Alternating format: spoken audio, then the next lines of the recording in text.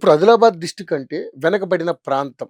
అంటే నాకు తెలిసి నాకు ఇప్పుడు 46 సంవత్సరాలు. నాకు ఊహ తెలిసిన కాడి నుంచి అది ఎప్పటికి వెనకబడిన ప్రాంతంగానే ఉంది. అప్పటి నుంచి ఇప్పటి వరకు ఎన్నో ప్రభుత్వాలు మారినా గాని అది మాత్రం డెవలప్ కాలేదు. సో, ఇప్పుడు మీరు ఎమ్మెల్యేగా గెలిచారు.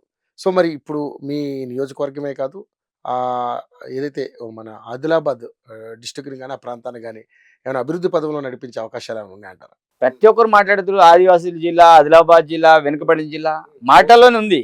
కానీ దాన్ని ఎట్లా డెవలప్‌మెంట్ చేద్దామనే ఆలోచన రాలే. అదే అంటున్నా. కానీ ఈరోజు గౌరవ ముఖ్యమంత్రి గారి ముహూర్తం ఆదిలాబాద్ జిల్లా నుంచే స్టార్ట్ అయింది. ఆదివాసీ, గిరిజన, దళిత దండోర సభ నుంచే కాంగ్రెస్ పార్టీకి పునర్జన్మలాగా అనిపించింది. నేను అనుకుంటున్నా.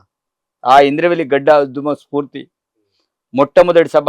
అరే కాంగ్రెస్ పార్టీ ఇంకా బతికున్నది, పర్ఫెక్ట్గా బతుకుంది. తెలంగాణలో ఏదో కేసీఆర్ వల్ల, ఏదో ఉద్యమం వల్ల ఏదో చెడిపోయిందని అనుకున్నాం. కానీ కాంగ్రెస్ పార్టీ కార్యకర్తలు ఉన్నారు.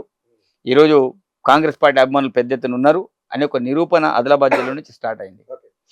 ఈరోజు అలా అంటే ఆదిలాబాద్ జిల్లాలో ఈరోజు గౌరవ ముఖ్యమంత్రి వెనుకబాటుతనం ఎక్కడుంటే అక్కడే డెవలప్మెంట్ జరగాలనే ఆలోచనతో గౌరవ ముఖ్యమంత్రి గారు ఉన్నారు. ఈరోజు ఆదిలాబాద్ జిల్లా, ఉమ్మడి ఆదిలాబాద్ జిల్లా వ్యాప్తంగా తప్పకుండా డెవలప్మెంట్ చేద్దాం. ప్రత్యేకించి ఒక దత్తత జిల్లాగా ఈరోజు ఆదిలాబాద్లోకి తీసుకోవడం అనేది జరిగింది.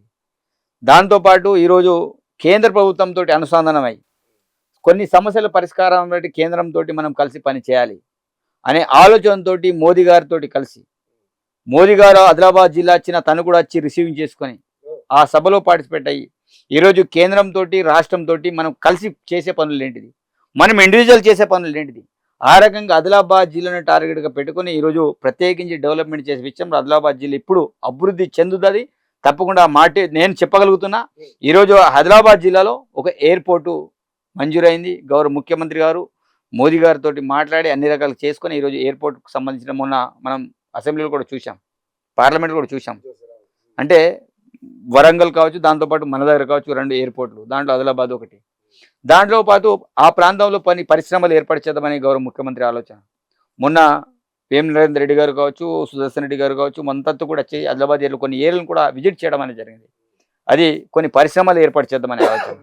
దాంతోపాటు మొన్న సదరమట్టి ఇనాగ్రేట్ చేశారు. అదేవిధంగా ఆదిలాబాద్ సంబంధించిన ఏదైతే చనక కొరను కూడా ఇనాగ్రేట్ చేయడం అనేది జరిగింది. వ్యవసాయ పరంగా అభివృద్ధి చేద్దాం, విద్యాపరంగా అభివృద్ధి చేద్దాం, వైద్యపరంగా అభివృద్ధి చేద్దాం అనే ఆలోచనతోటి మొన్న ఆదిలాబాద్ వచ్చినప్పుడు గిరిజన విశ్వవిద్యాలయాన్ని ఇంద్రవెల్లిలో ఏర్పాటు చేద్దామని మన మాట ఇవ్వడం అనేది జరిగింది. కాబట్టి విశ్వవిద్యాలయం వచ్చిన తర్వాత, ఎయిర్పోర్ట్ వచ్చిన తర్వాత, పరిశ్రమలు వచ్చిన తర్వాత ఆటోమేటిక్గా ఆ ప్రాంతంలో యువతకు కొంత ఉపాధి కలుగుతుంది.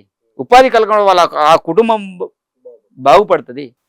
కాబట్టి ఆదిలాబాద్ జిల్లా మీద ప్రత్యేకమైన ఫోకస్ పెట్టడం అనేది జరిగింది. ముఖ్యంగా రహదారుల విషయంలో గుడిహాత్నూరు నుంచి మొదలుకుంటే ఆసిఫాబాద్ వరకు ఒక 4-వే లైన్ ఏర్పాటు చేయాలని ప్రతిపాదనలు పెట్టడం అనేది జరిగింది. దాంతోపాటు ఉట్టూరు నుంచి మంచిర్యాల వరకు పెద్ద 4 లైన్ పెట్టాలని ఒక ప్రతిపాదన పెట్టడం అనేది జరిగింది. ఇవి ఫస్ట్ కావాల్సింది రోడ్లు, త్రాగునీరు అన్నీ. అంటే ప్రత్యేకమైన ఫోకస్ పెట్టుకొని ఈరోజు ఆదిలాబాద్ జిల్లాని డెవలప్మెంట్ చేద్దామనే ఆలోచన గౌరవ ముఖ్యమంత్రి గారిది. నేను కూడా చెప్తున్నా, కంపల్సరీ ఎక్కడైతే వెనుకబడతనం ఉంటే అక్కడ చేయాలి. లీడర్లు ఉన్న చోట, మంత్రులు ఉన్న చోట, ఇంకేదో నేను ఎమ్మెల్యే కదా, ఎమ్మెల్యే ఇంటికాడ, పటేల్ ఉంటే పటేల్ ఇంటి ముంగట, అట్లా కాదు ముఖ్యమంత్రి గారి ఆలోచన. ఎక్కడైతే వెనుకబడతనం ఉందో అక్కడే చేయాలనే తన ఆలోచన ఉంది. అదే లెక్కగా ఆదిలాబాద్ జిల్లాను కూడా ఇప్పుడు డెవలప్మెంట్ చేయడంలో తను చాలా స్పష్టంగా చెప్పడం అనేది జరిగింది. చేయడానికి కూడా ప్రయత్నాలు చేస్తున్నారు.